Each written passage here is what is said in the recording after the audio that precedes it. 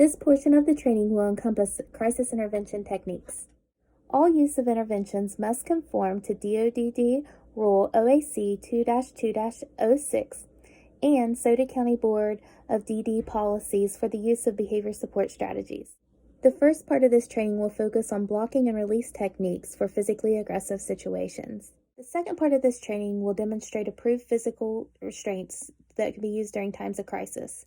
It's important to note that restraint is only to be used as a last resort to protect individuals and others when there is an imminent risk of harm. Restraint is likely to escalate the situation. It can re-traumatize the individual being restrained. It weakens the trust that has been built between you and that person.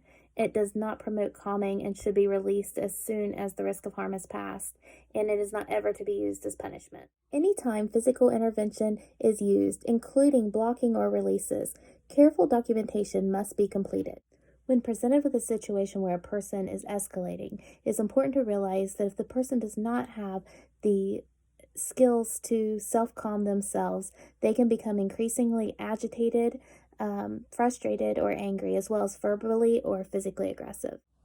When intervening, always remember to keep yourself calm and your emotions and your voice at a normal level. If possible, attempt to get the person to walk away from the situation in order to talk through and problem solve or to do some self-calming techniques.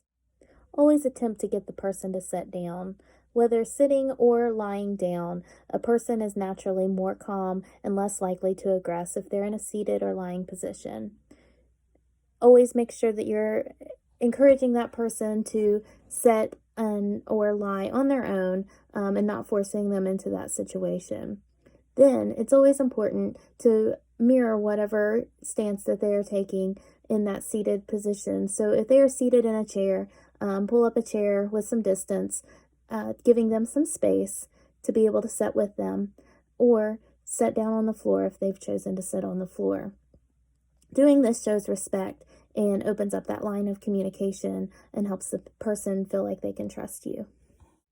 If your efforts to de-escalate the situation by asking the person to sit down and talk with you about the situation or to self-calm have been unsuccessful, you may have to progress to more intrusive levels of protection and intervention. All right, so for this video, I've got my son here. What's your name? Eli.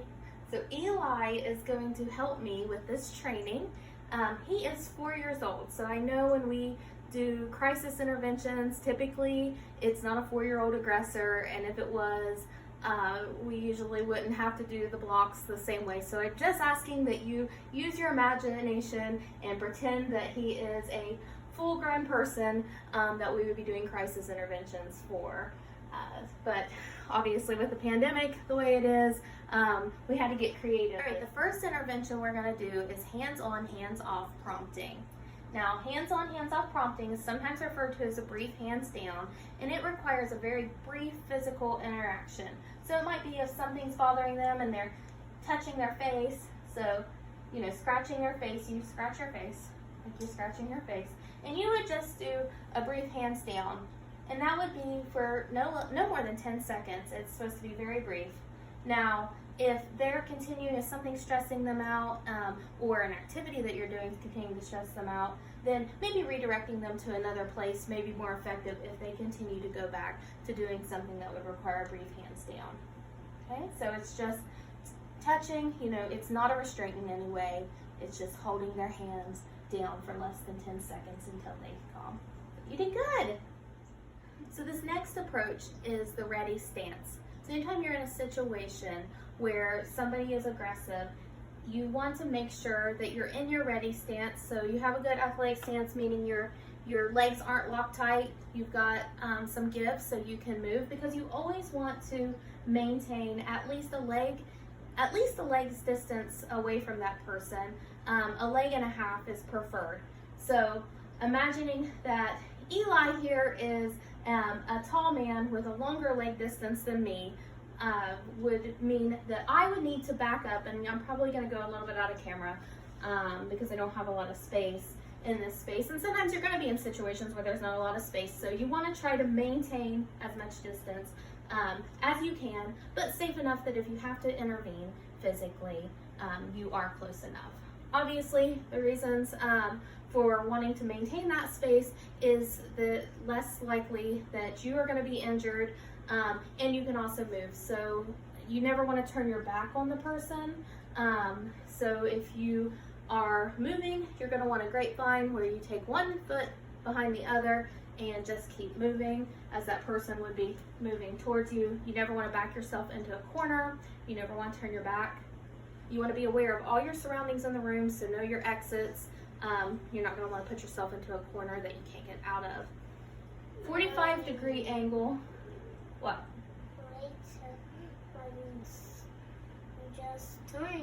His legs are getting tired, so he is not the most aggressive aggressor. But you want to maintain that 45-degree angle because it's less intimidating, right, Eli? If I'm right up here on you, is that a little more scary than if I'm kind of back here? Yeah. So you want to maintain that 45-degree angle just because it's a lot less intimidating. So as you're in the ready stance, you want to hold your arm like this. You can't have your arms to your side, but if you have your arms like this, you're ready to block a hit if one would come. So when you go to block a hit and it's coming at you, go ahead, Eli, and pretend like you're going to hit me in slow motion, okay? I'm going to raise up to block that hit, and then I'm going to move his arm to the side. Now, if he was coming straight at me, hitting, I'm going to go up with it. If he's going more down, I could also go in a down. Now, if someone has an object like a pen or a pencil, or any other object that they may have that they are trying to hit you in, like an uppercut or an overhead, you are going to make an X with your arms. So whichever they're coming at, you're ready, and you are going to meet it like that to block it. So this next technique you would use if somebody is going to kick you.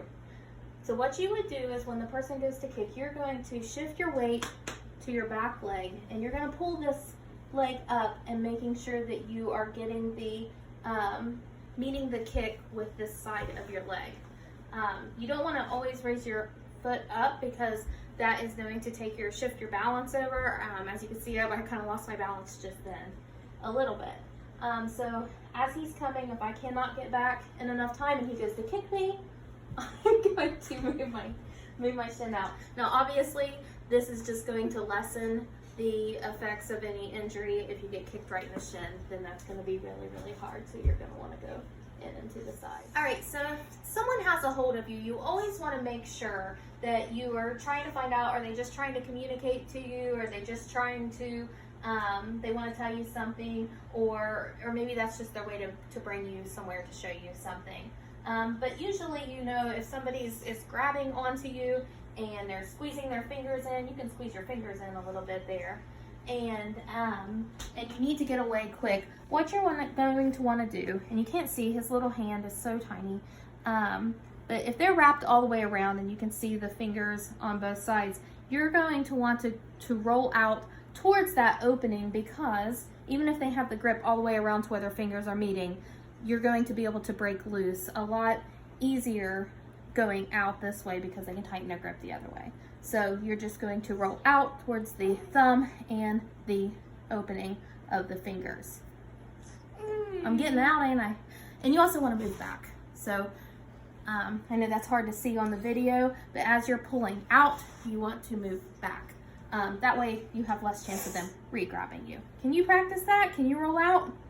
Roll your arm out. How are you going to get loose? Just like that. Good job. So I have a new helper now. I have my daughter, Maddie Jo. Thank you, Maddie. Eli was getting tired. But we are now going to do the two-handed arm release. And so the same thing, you want to try to come out for the thumbs because it's easier to go against 1 than it is to go against the 4 or 8 in this case. What you're going to want to do is you're going to reach in and you're going to grab your fist. If you push in, it does give a little bit of the balance off, and you're going to pull straight up and back. Obviously, you're going to want to get yourself back because usually people that are grabbing and trying to pull you towards them are going to come after you. So always go back when you go from a release. All right, the next one is when somebody grabs your hair.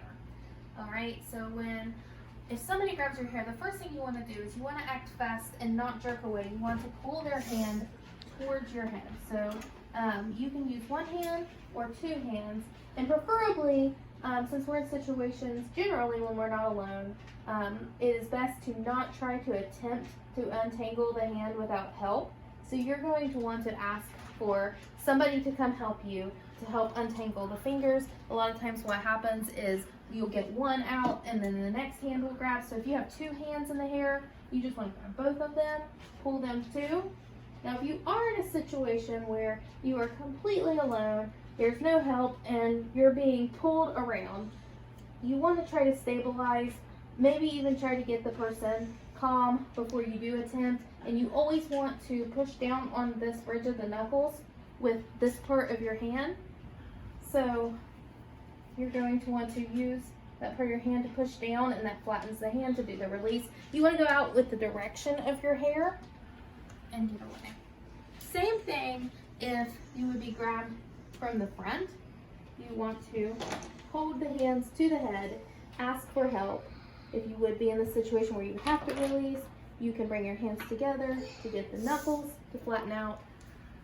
And now we're going to talk about one and two-handed choke releases. So if someone grabs you by the throat to choke you, the first thing you're going to do is shrug your shoulders up to hopefully break that release or the hold that they have, and pull your arms up. So that can sometimes take their grip out. And then what you want to do is, in a fast fluid motion, you can bring your arms together, or you can go like this and push back and away. So again, and same, actually we'll do it with two hands. So you can do the same thing, shrug your shoulders up, down, release. So say someone comes from behind and grabs you in a chokehold from behind. Same thing as the last time. You want to shrug your shoulders up. That puts some of the pressure off or loosens the grip, and put your arms up. And then you're just going to twist out. All right, so say someone comes up and puts you in a chokehold, like so. The first thing you want to do is get your chin tucked down to their inside of their elbow. And the reason for this is you don't want them to be able to cut off your airway by pulling you back. So that helps to get that situation. You also want to make sure you're creating distance and throwing off their balance, so that they don't have that strength to get you by pushing your hip out and into them. And then you're going to want to have one hand underneath this elbow, one hand around their wrist, so that way you can push up and step out. So say someone has a small object, Maddie here has a remote, but any small object that they're going to throw at you. Obviously these situations can happen really fast, and there's not a lot of time to get out of the way. If you can step out of the way, obviously try to dodge it that way. But if it's coming right for you and coming fast, the only thing that the best protection that you can do is to duck your head and protect yourself. Now you may even want to keep one foot on the floor, because like as I mentioned before, if you're up on one leg and you don't have incredible balance, then you can knock over. All right, so if you're in a situation where someone's picking up large objects such as a chair, your best bet, or they're swinging a large object in some way, your best bet is to get out of the way. The most important thing is that you stay safe. And eventually the person will tire out. But if they're relentlessly coming after you with the chair, and they're going to throw it on your head, go ahead and pick that up. Then as it's coming down, you're going to want to grab it by whatever portion is that's able to be grabbed, and guide it to the floor. And then you're going to either want to sit on the chair, put your knee on the chair, something so that they cannot get it again. You're probably going to have to go into a block, possibly. So you just want to be ready. Always try in a situation where there are objects in the room that can easily be thrown, if that person is tipping furniture or throwing objects, to try to remove them. Okay, so say you're in a situation where someone is biting you. The first reaction you have when someone bites is to pull away, or to hit the person. You obviously do not want to do either of those things, because it really hurts when you're getting bit. What you want to do is press into the bite, upper mandible. So you're going to push your arm up and in. Okay, and the reason to do this is it can hopefully release the jaw. Now, if they have a really good bite, and it may not. So the next thing you're going to want to do is to try to cut off the airway, because when you do that, the people naturally have to get air, so they'll open their jaw, and that can be your moment of being able to get away. And so how you're going to do that is, I'm actually going to switch arms with her real quick just so you can see. Bite my other arm, please. You're going to want to pinch the nose and cover the eyes, because that can get a release to where you can get out.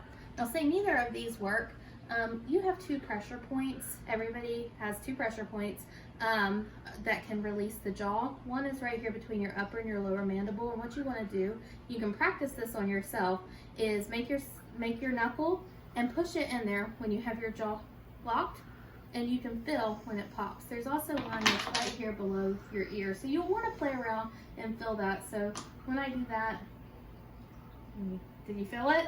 Okay, usually you can tell when somebody, you don't have to press in real hard. It's kind of like a reflex, like we have like when the doctor hits our knee. So it shouldn't hurt the person, just releases that hold. The next portion of this training is the holds and restraints portion. Now, you always want to make sure that if you're putting someone in a hold or restraint, it's the absolute only way to keep that person or someone else safe from imminent, dangerous physical harm that could come to them or that other person. It's never to be used as a calming technique, and it always does the reverse. So if somebody's being held, you want to try to get them to a safe place or remove whatever that danger is from them, so that they can, and then release the hold, because that's the only way that they're going to calm, is if they're not being held down. So this is the standing bear hug. So in a standing bear hug, you're going to literally hug the person from behind, and you're going to reach around and take your hands and you're going to grab them. Now, if you're in a situation where your arms do not, if you have short arms like me, and you have a difficulty wrapping your arms around the person to restrain them, then you're going to want to do a 1-person standing mobilization.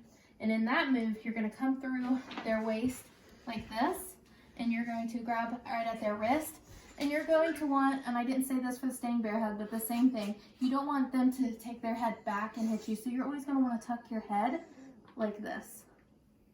All right, now we're going to do a 1-person escort. And an escort would be used in situations where you need to move somebody from one area away from someone that they're going to cause danger to, or from a situation in which danger could be caused to themselves. And it is done exactly how it sounds. You're going to put your arm through like you're escorting the person. Sometimes it helps to hold the wrist to kind of stabilize them. And then you can also put your hand behind their shoulder, because that helps as you start to move them to guide them. Now, a lot of times we walk with the people that we serve, and we walk in a similar manner. So if you see somebody doing this, it's generally not considered a restrictive measure unless the person is going against their will. So if Maddie's trying to get away from me right now, and I'm pulling and pushing and trying to get her to come with me, that is an escort. If Maddie's just willingly walking with me, I'm like, come on, let's go to the bus, that is not considered an escort. That is just providing that physical assistance to walk to where they need to go. So when she was, like she was doing before, and I'm pulling and we're getting into that struggle, that's a 1-person escort. Now, you can also use a 2-person escort if it's a situation where Maddie's stronger than me and I need another person to help back me up to get her to safety. You would get somebody on the other side, and it would just be 2 people. Exactly what I'm doing, 2 people. You both put your hands on their shoulder to help guide. The last restraint I'm going to show you is called the basket hold. Now, the basket hold is sort of an outdated restraint. We don't use it very often, if at all, anymore, and even some of the most restrictive facilities for developmental disabilities have stopped using this altogether, just because of the re-traumatization that it can cause individuals when used, because it is so restraining for somebody, and dangerous for both the person that is being restrained and the person that is restraining. So really, this would be something that I don't advise, but I am going to show you because it is in our manual and I want you to know what it looks like. So in this move, what you're going to do is when you get behind somebody, you're going to cross their arms and you're going to pull it back, and that person can't move. And then the person is going to be pulled back off of their balance and your head is going to be down. Now you can also drop this person to the floor, and I'm going to slide you on down in this motion, and your knee is going to be dropped. Now if you're taller, like in this situation, I'm taller than Maddie Jo, so if she was putting her head back, it would hit my sternum and not really my my head. So you can always keep your head up if it makes more sense in that situation. All right.